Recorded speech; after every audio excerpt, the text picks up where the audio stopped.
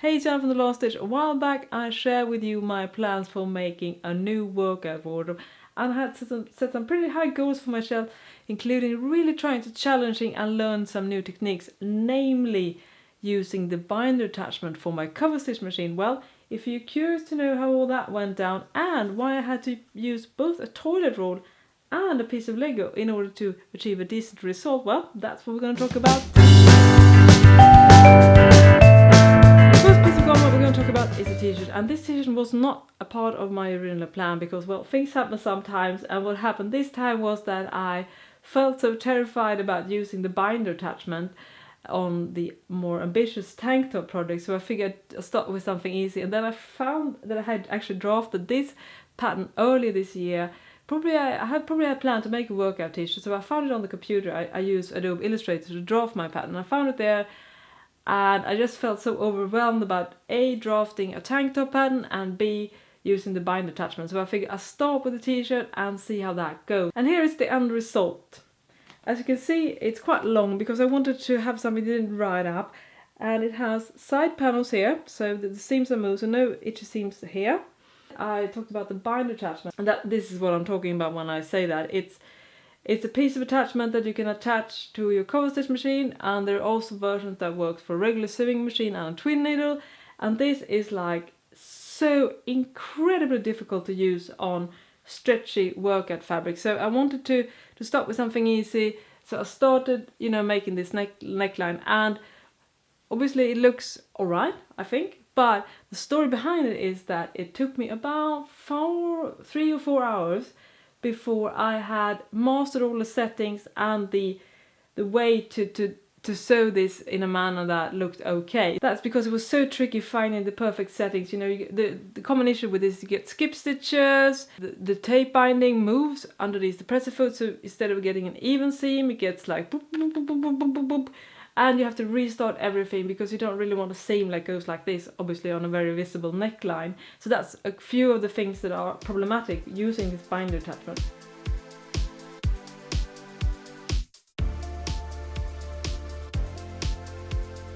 Because I wasn't 100% happy with the result of my first assembly, as I talked about with the t-shirt, I decided I will not give up. I will devote hours upon hours upon hours to master using the binder attachment. So after I tried on the t-shirt, I felt a little bit more confident, so I decided to tackle the original tank top that I had planned for my original 4-piece collection. And this is the end result. And yes, as you can see, it does have binding. It looks quite nice, if I will say so myself. It looks like this in the back. You can see. And perhaps you're curious on how did I achieve this kind of binding after I share with you my struggles. Well, I think there are some key factors involved, and the number one is that I spent a huge amount of time trying to learn it, and I was very systematic. I tried all kinds of settings.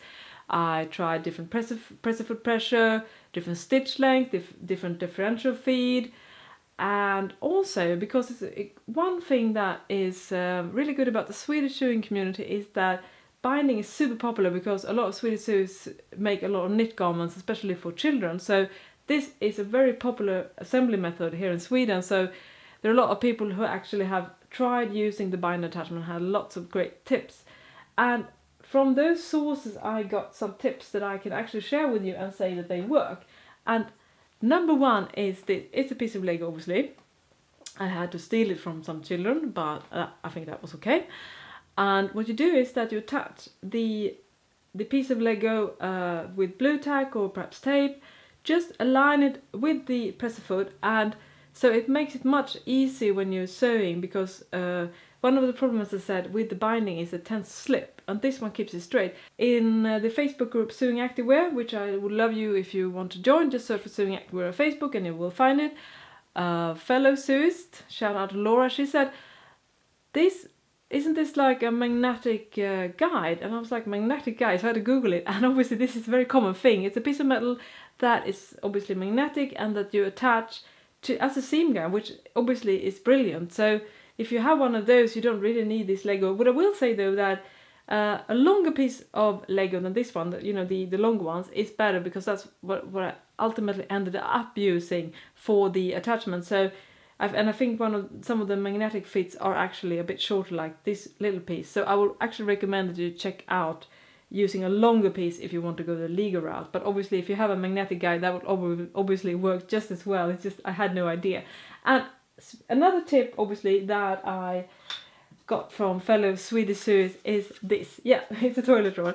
And another problem when you're doing sewing with binding attachment is that the tape binding fabric tends to scrunch and just crumble. But if you roll it up on a toilet roll and then put it on a paper towel stand like this, it will actually feed the binding strip evenly, pretty much evenly. At least it gets easy to control. If you're curious about more the details on how I achieved this binding attachment, you know, everything from the settings and the setup as I talked about, you can go to my blog, thelovedstitch.com. There I have done a tutorial on how to make this cover stitch binding, and of course links will be down at the description sections if you want to check that out. I will go pretty much deep into details on how to succeed doing this. So I will admit though that because I was successful in the end, and I should say that I spent over 8 hours before I was able to achieve this finish.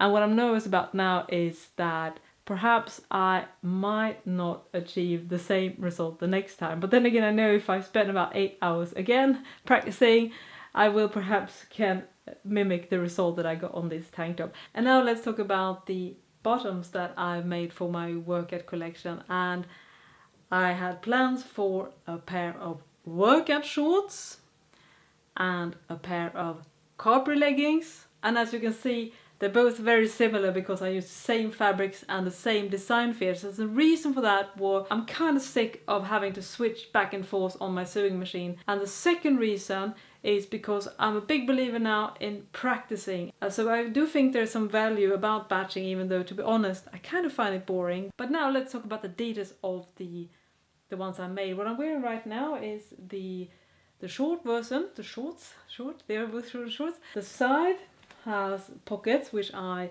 usually add. If you're interested in doing workout leggings with the side pockets, it's a great way because it's so simple to add pockets because it's just hidden in the seams basically. And there are at least 2 patterns that I know of that have the same feature, and that is a pair of leggings from Greenstyle Creations and also a pair of leggings from FehrTrade. And I will link to both these patterns in the description section if you want to make something similar, and also if you want to hack your pattern, it's really easy to add these. As you can see, you just attach the pocket in the side seam. As you can see in the back, it's really high, and after a lot of experimenting I've come to the conclusion that this is the best way for me to keep the shorts or my leggings from riding down when I'm working out. And so I've done a lot of trials doing that. So I both made the back crotch seam longer and also added more crotch depth. Sorry if I can't pronounce it right. And these 2 things I think was the magic sauce for trying to really achieve a good fit from the leggings. And I'm also really happy actually about how they fit around the bum, because that has been another issue that I've been tweaking on my leggings pattern. I think this is perhaps, I mean, I've literally done over a dozen pair of leggings during the last few years, just tweaking little things for each time I make them, just to make sure that the fit is as good as it can be. And I do think that I'm pretty close now, both when it comes to the shorts version and the capri version. So I think the fit is really good around the bum, around the thigh, around the waist, and well, I will probably find new things to tweak because that's how I am, but I will say that for each project I'm getting more and more happy about the fit.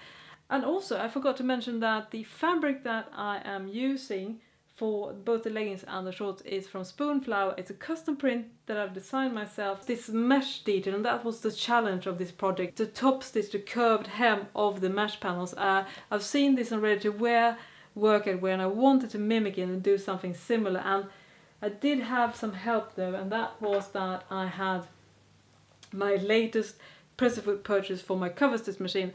Now I have a Janome Cover Pro 2000, and so I'm not sure how available this kind of pressure foot is from other cover stitch machine, but the the great thing about this, it has a center guide that you can also move by, you know, screwing this a little bit, and you align that with the seam, which makes it so much easier to sew both straight and curved seams on a cover stitch machine.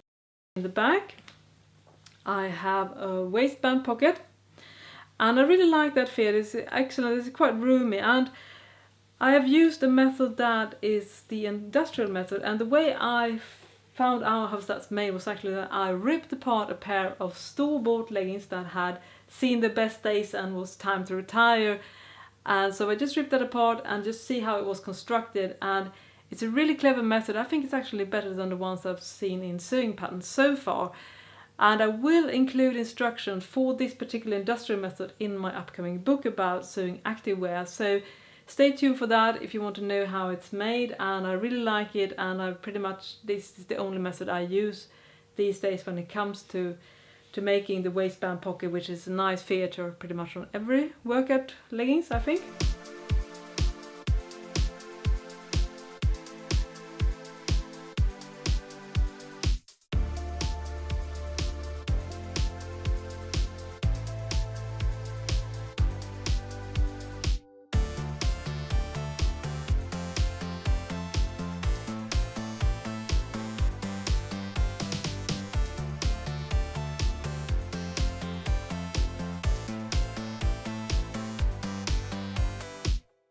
That was my finished 4-piece workout wardrobe. It was definitely quite grueling to make this, to be honest. I am spent. I am really spent right now.